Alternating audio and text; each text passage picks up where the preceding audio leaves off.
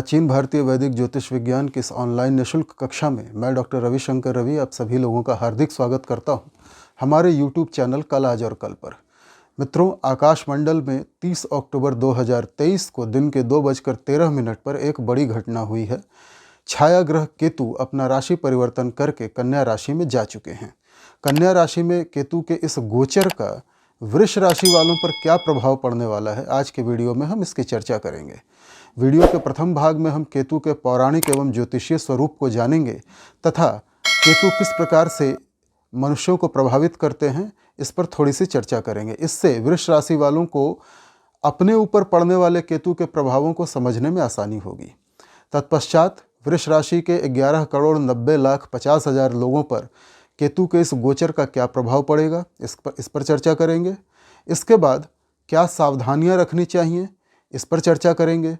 कौन कौन से ऐसे लोग हैं जो इस राशि परिवर्तन से सर्वाधिक प्रभावित होंगे, इस पर चर्चा करेंगे। और वीडियो के अंत में क्या उपाय करने चाहिए जिससे इस गोचर परिवर्तन का वृष राशि के लोग सर्वाधिक लाभ उठा सकें, और यदि उन्हें कोई नुकसान होने की संभावना है तो कैसे उस नुकसान को कम से कम किया जाए या कैसे बचा जाए, इन सारी बातों पर भी वीडियो के अंतिम भाग में चर्चा करेंगे। हो सकता है वीडियो थोड़ा लंबा हो। यदि आप शुरू के भाग को नहीं देखना चाहते, केवल अपना राशिफल सुनना चाहते हैं, तो वीडियो को थोड़ा आगे बढ़ा करके अपना राशिफल और उपाय जान लें। अर्थात वीडियो के जिस भाग को आप देखना चाहते हैं उस भाग को आप देख सकते हैं।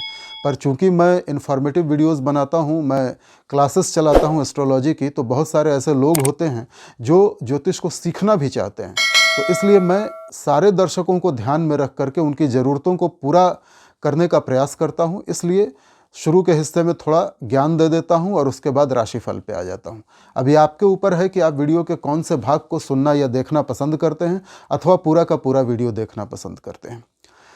चलिए, अधिक समय नष्ट ना करते हुए केतु के पौराणिक और ज्योतिषीय स्वरूप को थोड़ा जान लेते हैं। मैं अपने अब तक के बहुत सारे वीडियोज़ में, विशेषकर राहु के जो वीडियोज़ मैंने बनाए हैं, उनमें मैंने राहु और केतु की बारंबार चर्चा की है और पौराणिक स्वरूप की भी कई बार चर्चा की है। इसलिए उन बातों को बहुत ज़्यादा नहीं दोहराऊंगा। संक्षेप में बताऊंगा कि जब स्वरभानु नाम के राक्षस का सिर भगवान विष्णु ने अपने सुदर्शन चक्र से काट दिया था, तो सिर वाला हिस्सा तो अमर हो गया था अमृत पीकर, वो राहु बन गया। लेकिन जो गर्दन के नीचे का हिस्सा था, जिसको धड़ कहते हैं, उसमें अमृत की बूंदें नहीं गई थी, तो वो डेड हो गया, मर गया। और वो कटा हुआ धड़ सीधा भगवान विष्णु के चरणों में गिर गया। चरणों में गिरते ही उसको मोक्ष प्राप्त हो गया, क्योंकि श्री हरि विष्णु के चरणों में यदि कोई चीज़ समर्पित हो जाए तो वो परम धाम को चली जाती है, परम गति को प्राप्त हो जाती है। इसलिए केतु एक मोक्षदायक प्लैनेट है। चूंकि भगवान विष्णु के चरणों में समर्पित हुआ था, इसलिए भगवान विष्णु ने स्वरभानु को राहु और केतु अर्थात ग्रह बनने का आशीर्वाद दिया, जिसमें से राहु तो असीमित इच्छाओं को दिखाता है, किंतु केतु परम धाम को दिखाता है, वैराग्य, आइसोलेशन को दिखाता है। अब केतु 30 अक्टूबर 2023 को, आज से कुछ दिन पहले, दिन के 2:13 पर कन्या राशि में प्रवेश कर गए हैं। एक ही राक्षस के दो भाग हैं, एक भाग राहु, दूसरा भाग केतु। इसलिए ज्योतिष में और भौगोलिक दृष्टि से, आकाशीय दृष्टि से केतु राहु के साथ 180 डिग्री के एंगल पर विराजता है। एक से दूसरे के बीच की जो दूरी होती है वो 7 घरों की होती है, एकदम अपोजिट। राहु और केतु का स्वभाव भी एकदम उल्टा है। लेकिन मज़े की बात यह है कि ये दोनों एक दूसरे के बिना चल भी नहीं सकते। जब जब राहु का मूवमेंट होगा तब तब केतु का मूवमेंट अपने आप होगा, और जब जब केतु का मूवमेंट होगा तब तब राहु का मूवमेंट भी स्वतः हो जाएगा। चूँकि एक ही शरीर के दो हिस्से हैं, इसीलिए ये दोनों ना चाहते हुए भी एक दूसरे से बंधे हैं, एक दूसरे के पूरक हैं, एक दूसरे के बिना अधूरे हैं।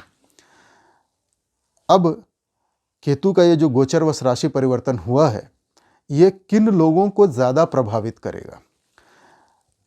इस धरती पर एक राशि के अरबों खरबों लोग हैं। केवल हमारे देश की बात करें तो भारतवर्ष में एक राशि के 11,90,50,300 से कुछ ज़्यादा लोग हैं। तो वृष राशि के लिए जो आज मैं विश्लेषण कर रहा हूँ, वह समस्त 11,90,50,000 वृष राशि वालों पर प्रभावी होगा। किंतु फिर भी सभी लोग एक समान प्रभावित नहीं होंगे। आपकी अपनी जन्म कुंडली में केतु की क्या स्थिति है, केतु की दशा चल रही है या नहीं, या किस ग्रह की महादशा, अंतरदशा, प्रत्यंतर दशा चल रही है, केतु जन्म कुंडली के किस भाव में बैठा है, उस पर कौन से ग्रहों की दृष्टि है, युति है, केतु कोई राजयोग बना रहा है या दुर्योग बना रहा है, डिग्री वाइज वो बलवान है या कमज़ोर है, इन सारी बातों पर परिणाम बदलेंगे। Results may vary from person to person. It depends upon the condition of Ketu in your natal chart. So conditions are applied everywhere. Please keep these things in your mind while you are going through this video. Okay? अब कौन से लोग सबसे ज़्यादा प्रभावित होंगे केतु के इस गोचर परिवर्तन से? जिन लोगों के अपनी जन्म कुंडली में केतु की ही महादशा चल रही है, या केतु अभी कन्या राशि में भ्रमण कर रहे हैं, तो जिन लोगों की जन्म कुंडली में केतु कन्या राशि में ही बैठे हैं ओरिजिनल बर्थ चार्ट में, नेटल चार्ट में, वो लोग सबसे अधिक इस गोचर से प्रभावित होने वाले हैं। अपनी अपनी जन्म पत्रिका उठाइए, खोलिए, देखिए। अगर आपकी जन्म पत्रिका में चंद्रमा 2 में बैठा है, चंद्रमा 2 में बैठा है, तो आप वृष राशि के व्यक्ति हैं और यह वीडियो विश्लेषण केवल आपके लिए ही है। जातक और जातिका, वृष राशि के मेल और फीमेल दोनों पर यह समान रूप से लागू होगा, चाहे उम्र कोई भी हो, जगह कोई भी हो। वृष राशि के जितने भी व्यक्ति हैं 11,90,50,000, यह वीडियो विश्लेषण सब पर एक समान लागू होगा। यह विश्लेषण चंद्र गणनाओं पर आधारित होता है। चंद्रमा की गणनाओं से हम इसको कैलकुलेट करते हैं, चंद्रमा की मूवमेंट से। गोचर कहते हैं इसको। गोचर कभी भी जन्म कुंडली में जो दशा चल रही है उसको क्रॉस नहीं करता। जन्म कुंडली में यदि अच्छी दशा चल रही है और गोचर अच्छा है तो परिणाम बहुत बढ़ जाते हैं। जन्म कुंडली में यदि बुरी दशा चल रही है और गोचर अच्छा है तो शुभ प्रभाव बहुत कम मिलते हैं। जन्म कुंडली में यदि बुरी दशा चल रही है और गोचर भी बुरा है तो परिणाम फिर बहुत भयंकर हो जाते हैं। तो आपकी अपनी बर्थ चार्ट में क्या स्थिति है उस पर यह प्रभाव समस्त वृष राशि वालों पर थोड़ा थोड़ा वैरी करेगा, थोड़ा थोड़ा बदलेगा, कम ज़्यादा हो सकता है। जो लोग 45 साल से ऊपर की उम्र क्रॉस कर चुके हैं, 45 ईयर्स क्रॉस कर चुके हैं, उन पर भी इस राशि परिवर्तन का सबसे अधिक प्रभाव पड़ेगा। जो लोग केतु से संबंधित कार्य करते हैं, केतु क्या है? केतु माइक्रो है, छोटी चीज़ें। राहु मैक्रो है, बड़ी चीज़ें।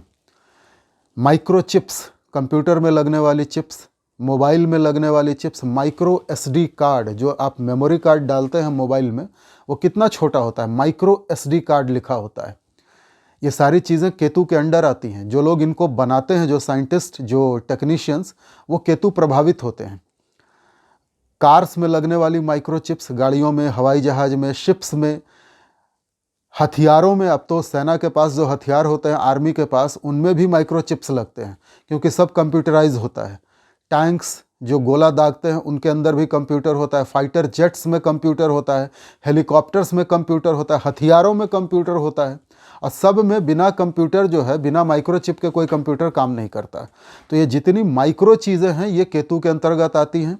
जो लोग इन क्षेत्रों में काम करते हैं, माइक्रो चिप्स बनाने वाले या मिनिएचर आर्टिस्ट हैं, छोटी छोटी चीज़ें बनाते हैं, जैसे नासा में या इसरो में बहुत सारे ऐसे साइंटिस्ट होते हैं जो स्पेसशिप में बहुत छोटी जगह में छोटी छोटी चीज़ें बना के फिट करते हैं, micro particles, nano particles fit करते हैं।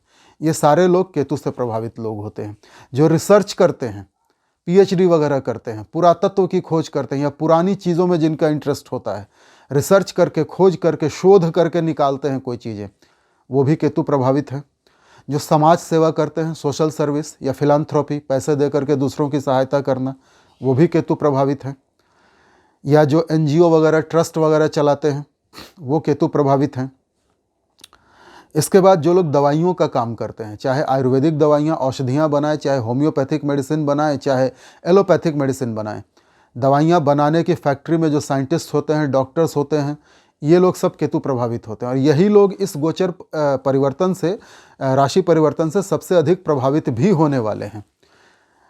जो डाटा एनालिसिस का काम करते हैं, जैसे बाल की खाल निकालना, जैसे सीए हुआ, या जो ऑडिट करते हैं, ऑडिटर्स होते हैं, किसी चीज़ का एनालिसिस करके सूक्ष्मता से, बारीकी से, गहराई से अध्ययन करते हैं, ये सब केतु प्रभावित लोग हैं। और ये लोग सबसे अधिक प्रभावित होने वाले हैं इस गोचर काल में। राहु केतु एक राशि में 18 महीने अर्थात 1.5 साल विराजमान रहते हैं। तो केतु का ये प्रभाव अगले 1.5 साल तक रहेगा, 2025 तक। राहु केतु हमेशा उल्टे चलते हैं, 30 डिग्री से अपना परिभ्रमण प्रारंभ करके 0 डिग्री पर आते हैं, जबकि बाकी सारे ग्रह 0 डिग्री से 30 डिग्री की ओर जाते हैं। राहु केतु अन्योन्याश्रित संबंध बनाते हैं, एक दूसरे के बिना अधूरे हैं। न्यूमेरोलॉजी अर्थात अंक शास्त्र में केतु का नंबर है 7। तो जिन लोगों का जन्म किसी भी महीने की 7 तारीख को, 16 तारीख को या 25 तारीख को हुआ हो, वो लोग केतु प्रभावित लोग होते हैं। और इस गोचर परिवर्तन से सबसे अधिक ये लोग प्रभावित होंगे, चाहे वो मेल हो या फीमेल हो। अब एक टिप केतु प्रभावित लोगों के लिए। केतु का सिर नहीं होता, केतु केवल धड़ है, उसके पास केवल एनर्जी है। गर्दन तो उसकी कटी हुई है। केतु देख नहीं सकता, सुन नहीं सकता, बोल नहीं सकता।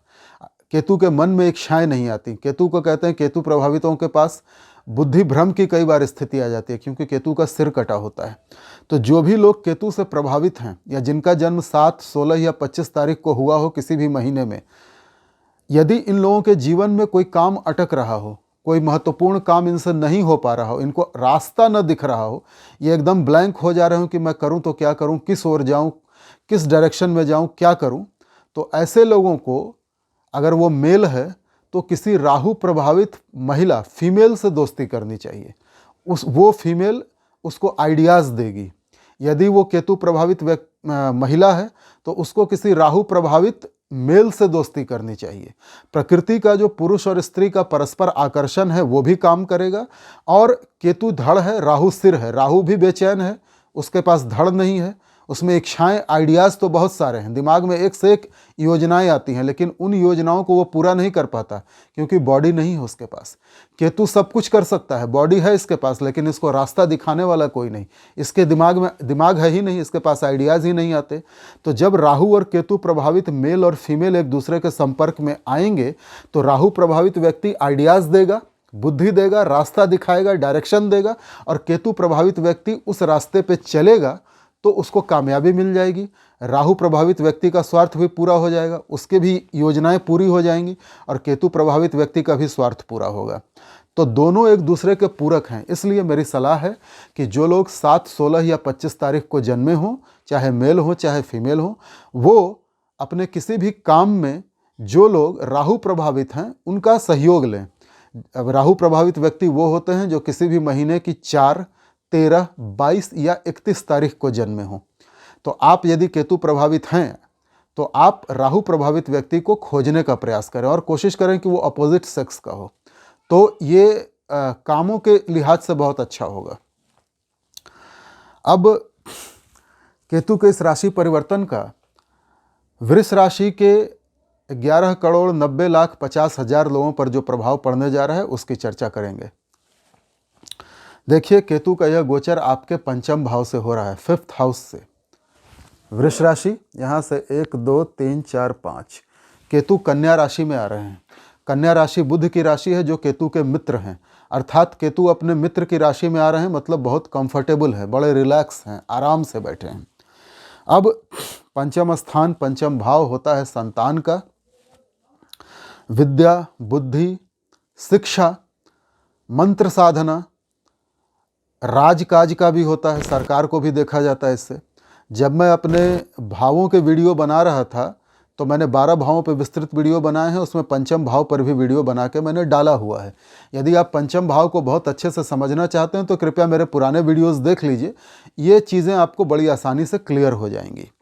और मैं निवेदन भी करना चाहूँगा सभी लोगों से कि यदि आप डायरेक्ट इसी वीडियो पे आए हैं, तो कृपया इस वीडियो को अच्छे से समझने के लिए, या केतु के संचरण का आपके ऊपर क्या प्रभाव पड़ेगा ये समझने के लिए, कृपया मेरे पुराने वीडियोज़ अवश्य देखिए, ताकि आपको ये वीडियो भी अच्छे से समझ में आए। और एक निवेदन करना चाहूँगा, यदि आपने अब तक हमारे चैनल को लाइक और सब्सक्राइब नहीं किया है तो कृपया अब कर लीजिए, बेल आइकॉन के बटन को दबाइए, ऑल के ऑप्शन को टच कीजिए।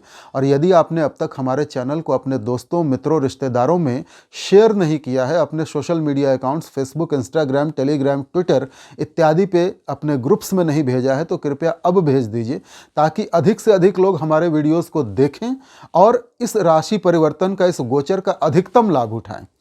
खतरों से बचें, सावधानियां रखें, इसके लिए आपका शेयर करना बड़ा ज़रूरी है।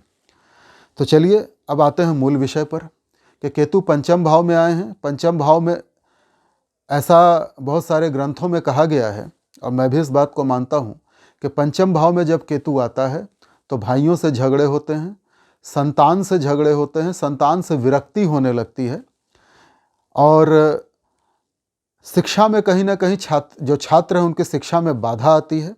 हालांकि शिक्षा पूरी भी होती है, कई सारे गुप्त चीज़ों का लोग ज्ञान भी प्राप्त करते हैं और केतु पंचम भाव में बैठ करके मिश्रित प्रभाव देते हैं, मिक्स रिजल्ट देते हैं।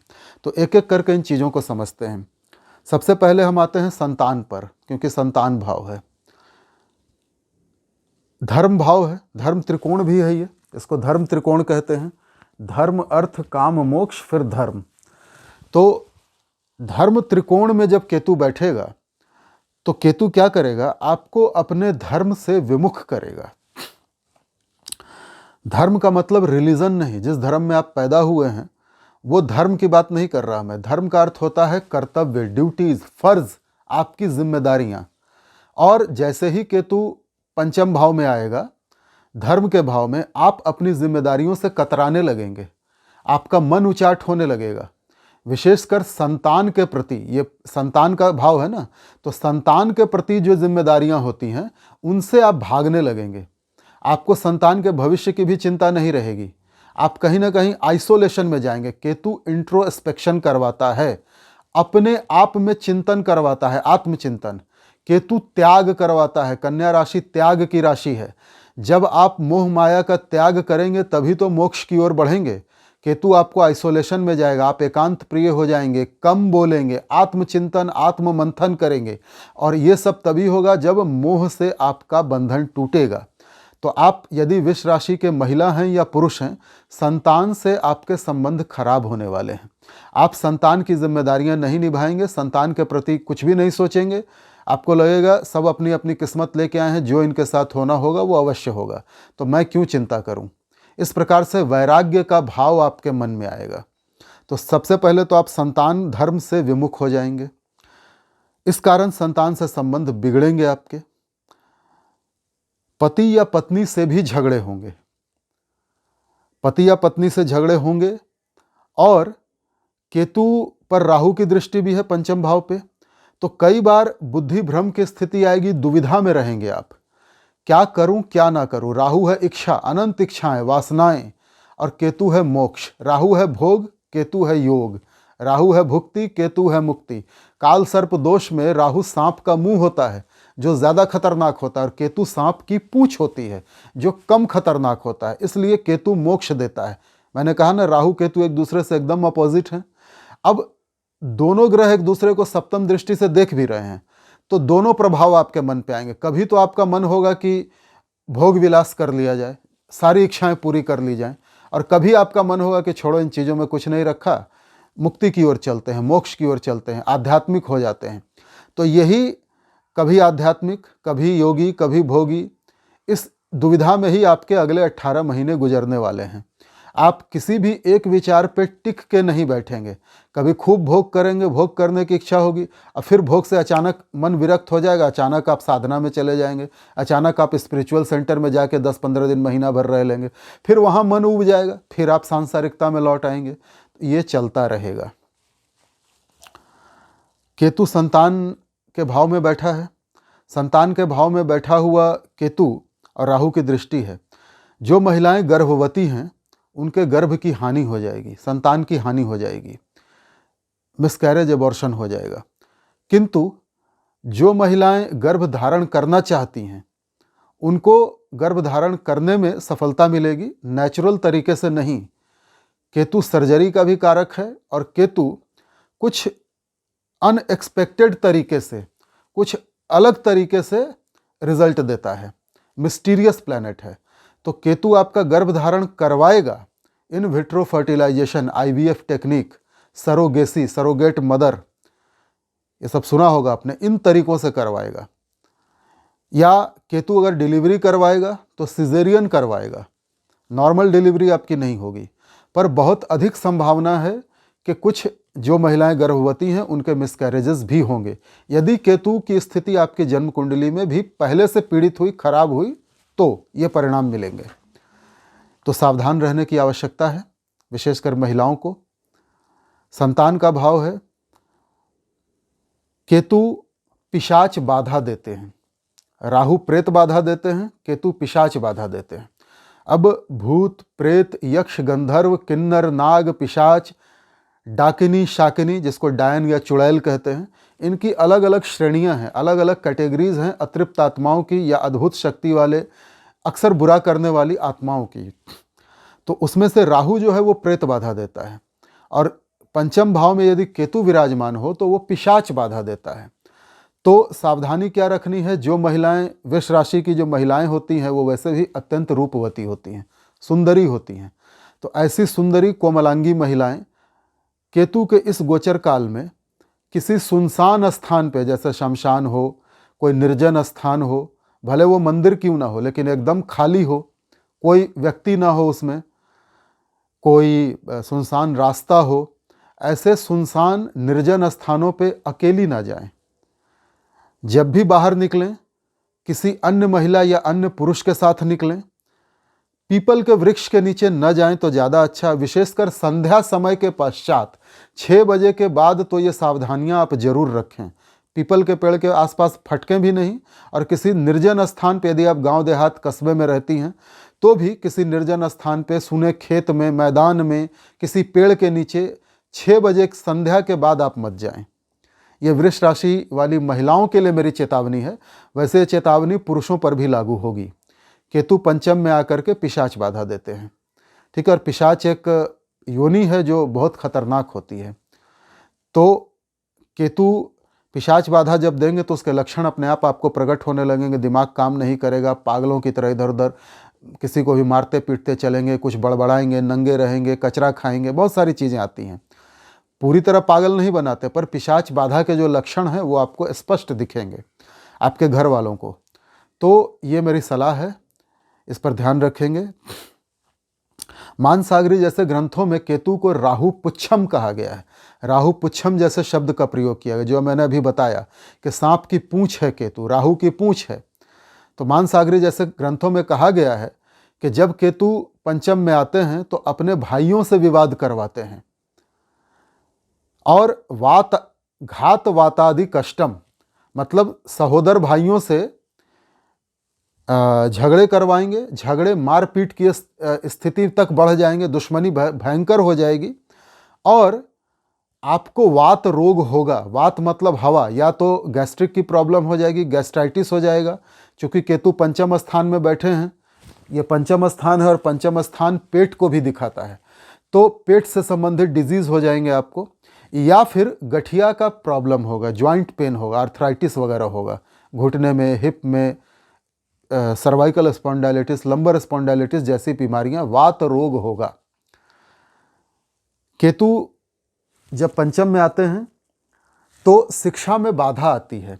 जो छात्र हैं वृष राशि के, जो भी छात्र हैं, उनकी शिक्षा में बाधा अवश्य आएगी, उनका स्ट्रीम चेंज करने का मन करेगा। अगर वो आर्ट्स लेके पढ़ रहे हैं तो साइंस में जाने का मन करेगा, साइंस पढ़ रहे हैं तो कॉमर्स में जाना चाहेंगे, कॉमर्स पढ़ रहे हैं तो आर्ट्स में आना चाहेंगे। बुद्धि स्थिर नहीं रहेगी, किसी भी बात को लेकर के आपकी निर्णय क्षमता जो है वो कम हो जाएगी, आप सही डिसीजन नहीं ले पाएंगे, कभी कुछ कभी कुछ। तो इस कारण से पढ़ाई में बाधा होगी, जी उचाट हो जाएगा, ये छात्रों के लिए। पर बाधा के पश्चात भी केतु शिक्षा पूर्ण अवश्य करवाएगा। पंचम भाव होता है मंत्र साधना का, मंत्र जाप का, ऑकल्ट, तंत्र मंत्र, ज्ञान, ज्योतिष, जादू, टोना टोटका, टैरो कार्ड रीडिंग या हस्तरेखा, बहुत सारी चीज़ें हैं।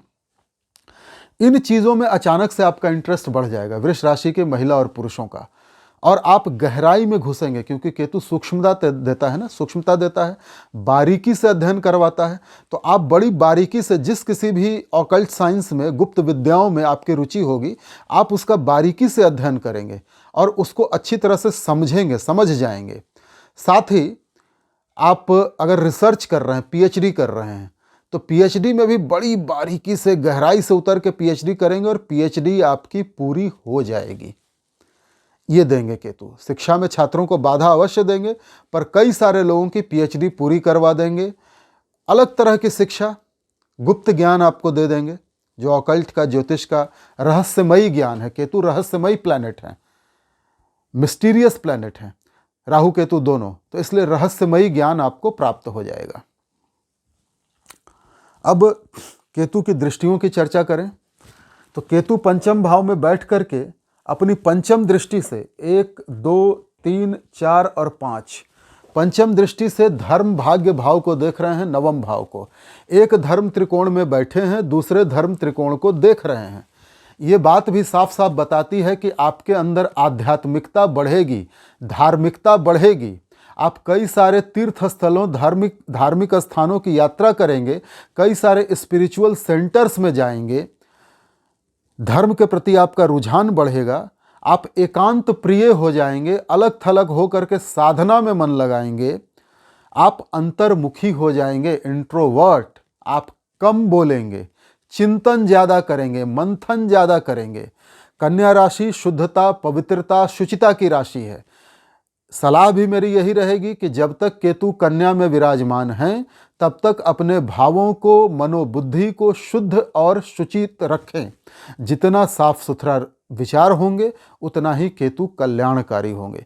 विचारों में दूषण आएगा, दूषित होंगे विचार, प्रदूषित होंगे, केतु बहुत बुरे रिजल्ट देंगे।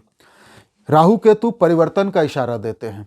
पंचम में आया हुआ केतु स्पष्ट रूप से कह रहा है, अपने आप को बदल लीजिए, परिवर्तित कर लीजिए। यदि आप परिवर्तन के लिए तैयार हैं तो ये केतु आपको बड़ा लाभ देंगे। यदि आप परिवर्तन के लिए तैयार नहीं हैं तो केतु आपको कष्ट देंगे। परिवर्तन कहाँ होगा? परिवर्तन होगा आपके स्किल्स में।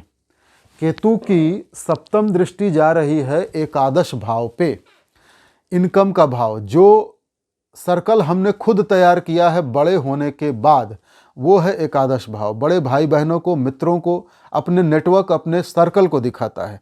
यदि आप एकादश भाव को अच्छे से समझना चाहते हैं तो मैं फिर कहूँगा, कृपया मेरे भाव वाले सारे वीडियोस देख जाइए। एकादश भाव आपको अच्छी तरह समझ में आ जाएगा। अब केतु आपको ये परिवर्तित करना चाह रहे हैं कि आप स्किल डेवलपमेंट कीजिए, आप नई नई टेक्नोलॉजीज़ को सीखिए। आप कंप्यूटर का प्रयोग यदि अब तक नहीं करते थे तो अपने कर्म क्षेत्र में कंप्यूटर का प्रयोग शुरू कर दीजिए। आप कंप्यूटर की गहराई को समझिए, टेक्निकल चीज़ें सीखिए और उनको व्यावहारिक जीवन में, नौकरी में, बिजनेस में अप्लाई कीजिए। तब तो ये केतु का गोचर आपके लिए बहुत अच्छा है।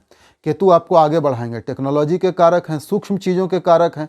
आप अपने आप को बदल रहे हैं, केतु आपको बदलना चाहते हैं, तो आप केतु के फ्लो में बहने लगेंगे तो केतु आपके लिए बहुत अच्छे हैं। यदि आप ज़िद्दी होकर बैठ गए, आपने परिवर्तन नहीं किया अपने स्वभाव में, तो फिर केतु आपको कष्ट देंगे। हो सकता है टेक्नोलॉजी आपको शुरू में समझ ना आए, आपका मन उचाट होने लगे, ये बेकार की चीज़ें, बहुत मुश्किल चीज़ें हैं, मैं नहीं समझ सकूंगा। ऐसा नहीं होगा। जब आप धीरे धीरे उसमें घुसने लगेंगे तो वही चीज़ें आपको आसान लगने लगेंगी। तो प्लीज़ प्लीज़ प्लीज़ नई टेक्नोलॉजी को ग्रहण कीजिए, नया कुछ सीखिए, कोई नया कोर्स कीजिए, कोई भी नया ज्ञान लीजिए। आप वो ज्ञान अगले 18 महीनों में बहुत काम आएगा आपके। तो सीखने की प्रक्रिया में रहिए, कोई ना कोई नया कोर्स अवश्य कीजिए। कोडिंग सीख लीजिए, कोडिंग आजकल बहुत अच्छा करियर ऑप्शन है। कोडिंग सीखिए, एनालिसिस सीखिए, जो केतु से रिलेटेड चीज़ें हैं। धर्म का ज्ञान लीजिए, अगर आप धर्म के क्षेत्र में आगे बढ़ना चाहते हो, मंत्रों को सीखिए, मंत्रों को साधिए, पाठ स्रोत वगैरह के बारे में ज्ञान लीजिए, सारे धर्म ग्रंथों को पढ़िए, कुछ ना कुछ सीखिए अवश्य, तभी केतु आपके लिए फायदेमंद होंगे। अब पंचम भाव से बैठ करके नवम भाव पे दृष्टि डाल रहे हैं। पिता की तबीयत खराब होगी, पिता से झगड़े होंगे, पिता से संबंध बिगड़ जाएंगे। धार्मिकता के लिए तो अच्छा है, पर पिता से संबंध बिगड़ जाएंगे। अब सप्तम दृष्टि डाल रहे हैं एकादश भाव पे। केतु पंचम में बैठ के पैतृक संपत्ति भी देते हैं, एंसेस्ट्रल प्रॉपर्टी, विरासत। तो ये आपको अचानक से मिलेगा। राहु केतु सडन रिजल्ट देते हैं, सडन गेन और सडन लॉस। तो अचानक से आपको पता चलेगा कि कहीं आपकी पैतृक संपत्ति गांव में कहीं पड़ी हुई थी और वो आपको मिलने वाली होगी, लेकिन इतनी आसानी से नहीं मिलेगी। भाइयों से झगड़े अवश्य होंगे संपत्ति को लेकर के, या कोई भी कारण हो, भाइयों से संबंध तो खराब होगा ही। और चूंकि एकादश को देख रहा है, बड़े भाइयों का भी स्थान है, बड़े भाई बहनों का, तो ये संभावना पूरी है कि संपत्ति को लेकर के बड़े भाई बहनों से आपके झगड़े हों, रिश्तेदारों से झगड़े हों, मित्र मंडली में झगड़े हों, ये पूरी संभावना है। पर फिर भी 11th को देख रहा है, लाभ तो देगा। अब नवम दृष्टि आ रही है लग्न पर। लग्न पर दृष्टि आते ही, मतलब वृष राशि पर दृष्टि आते ही जो सबसे बड़ा प्रभाव होगा वो यही होगा कि आपके व्यवहार में, आपके व्यक्तित्व में आमूलचूल परिवर्तन होगा। वो परिवर्तन मुख्य रूप से धार्मिक ही होगा। आप आध्यात्मिक होंगे, एकांत प्रिय होंगे, कम बोलेंगे, धर्म अध्यात्म साधना में अधिक मन लगाएंगे। ड्यूटीज़ से आपका मोह भंग होगा, परिवार से भी मोह भंग हो जाएगा, पत्नी से भी मोह भंग होगा। और केतु पंचम में चूंकि एक काम त्रिकोण को देख रहे हैं, ये काम त्रिकोण होता है, तो कहीं ना कहीं काम वासना अत्यधिक बढ़ाएगा आपकी। और कभी आपके मन में भोग की इच्छा होगी तो आप काम वासना के अधीन होकर के भोग की इच्छा को पूरा कर लेंगे। और ये जो विवाहेतर संबंध होंगे या विवाहेतर संबंध ना भी बने, ये रोमांस का स्थान है, पंचम स्थान, तो कई सारे मल्टीपल रिलेशंस अवश्य बनेंगे। कई सारे बॉयफ्रेंड्स, गर्लफ्रेंड्स होंगे, फिर कुछ एक बॉयफ्रेंड्स या गर्लफ्रेंड्स को आपकी सच्चाई पता चल जाएगी, फिर ब्रेकअप हो जाएगा, रिश्ते टूट जाएंगे। पत्नी से भी संबंध बहुत खराब होने वाले हैं इस पीरियड में, कहीं ना कहीं कोई दूसरी स्त्री से संबंध के कारण। तो केतु का ये गोचर परिवर्तन मिश्रित रिजल्ट दे रहा है। यदि आप बदल जाते हैं समय के साथ तो बहुत अच्छा है, यदि आप नहीं बदलना चाहते तो बहुत खराब है। जिन जिन भावों पे जो दृष्टि पड़ रही है और या जिस भाव में बैठा है उससे संबंधित मैंने आपको बता ही दिया कि एबॉर्शन, मिसकैरेज होगा, संतान की हानि हो सकती है। इन चीज़ों पे ध्यान रखेंगे। मंत्र जाप, मंत्र साधना करना चाहते हैं तो बहुत ही अच्छा समय है, मंत्र सिद्ध भी हो जाएंगे आपको। तंत्र मंत्र ज्योतिष सीखना चाहते हैं, गूढ़ ज्ञान लेना चाहते हैं, समय बहुत अच्छा है। तो इस प्रकार से आप कंबाइंड रिजल्ट निकालेंगे, सारे एस्पेक्ट्स को ध्यान में रख के। अब उपायों पे चर्चा करते हैं। अगले 18 महीने केतु आपको बुरा परिणाम ना दें, इसके लिए आपको क्या करना चाहिए। केतु के लिए सबसे जो बेहतरीन उपाय है, गणेश जी की शरण में चले जाइए। गणेश जी का भी सिर कटा था और बाद में हाथी का सिर लगा था, केतु का भी सिर नहीं है। तो केतु को यदि शांत रखना है, अपने फेवर में करना है, तो गणपति की आराधना सबसे बेस्ट उपाय है। प्रत्येक बुधवार को भगवान श्री गणेश दूर्बा और हरी मूंग चढ़ाएं। इसके बाद दूर्बा और हरी मूंग भगवान गणेश को चढ़ाएं। साथ में गणपति अथर्व शीर्ष का पाठ करें। यदि आपके ऊपर ऋण वगैरह है या आप दुष्टों से, शत्रुओं से, रोगों से बचना चाहते हैं तो आप गणेश जी का ऋण मुक्ति स्रोत का पाठ करें, गणेश जी की पूजा करें। प्रत्येक बुधवार को गाय को हरा चारा खिलाएं। इससे भी गणेश जी प्रसन्न हो जाएंगे और केतु का दुष्प्रभाव खत्म होगा। केतु है कुत्ता, लाल किताब वालों ने केतु को कुत्ता कहा है। तो कुत्ते को, खास करके जो चितकबरा कुत्ता होता है या सफ़ेद काला कुत्ता होता है, 2 कलर का, केतु का रंग जो है वो धूम्र वर्ण टाइप का है। तो इसलिए कुत्ते को रोटी या बिस्किट अवश्य दें। रोज दे सकें तो बहुत अच्छा, अन्यथा बुधवार को तो जरूर दें। इसके बाद केतु के लिए, चूंकि केतु मोक्षदायक प्लैनेट है, भगवान विष्णु के चरणों में गिरे थे, तो आप भगवान श्री हरि विष्णु की आराधना करें। विष्णु सहस्त्र नाम का पाठ करें, राम रक्षा स्रोत का पाठ करें, विष्णु भगवान के किसी भी फॉर्म की पूजा करें, किसी भी रूप की, राम या कृष्ण, राम रक्षा स्रोत का पाठ करें, नारायण कवच का पाठ करें, विष्णु सहस्त्र नाम का पाठ करें। केतु से रक्षा होगी। केतु है ट्यूबरकुलोसिस, टीबी की जो बीमारी चलती थी पहले, ये बैक्टीरियल इन्फेक्शन था, वो देता है केतु। क्षय रोग देता है केतु, शरीर का नाश करता है, क्षय करता है। इंटेस्टाइन के डिसऑर्डर्स देगा आपको, साइनस की प्रॉब्लम देगा, कोई इन्फेक्शन देगा, बैक्टीरियल इन्फेक्शन, सूक्ष्म इन्फेक्शन, विशेषकर इंटेस्टाइन में, पेट में दे सकता है। केतु चर्म रोग देगा, स्किन डिजीज, केतु वात के रोग देगा। तो केतु जनित रोगों से बचने के लिए, क्षय हो रहा है इनसे बचने के लिए केतु के मंत्र का जाप करें। बीज मंत्र है ओम कें केतवे नमः। इस बीज मंत्र का जाप नियमित रूप से करें। इन 18 महीनों के दौरान केतु संबंधित बीमारियों से रक्षा हो जाएगी। बीमारियां क्या, टीबी तो अब खैर इरेडिकेट हो चुका है हमारे भारत से, उन्मूलन हो चुका है, उसका पूरी तरह समाप्त हो चुका है, पर लंग्स में दूसरे इन्फेक्शंस तो दे सकता है केतु। न्यूमोनिया, बैक्टीरियल इन्फेक्शन है, या और कोई इन्फेक्शन हो जाए तो इससे सावधान रहेंगे। साथ में आर्थराइटिस वगैरह के लिए फिजियोथेरेपी रेगुलर कराते रहें और एक्सरसाइज रेगुलर करते रहें। नियरेस्ट किसी फिजियोथेरेपी क्लिनिक में जा करके आर्थराइटिस का, सर्वाइकल स्पॉन्डाइलिटिस का इलाज करवाएं।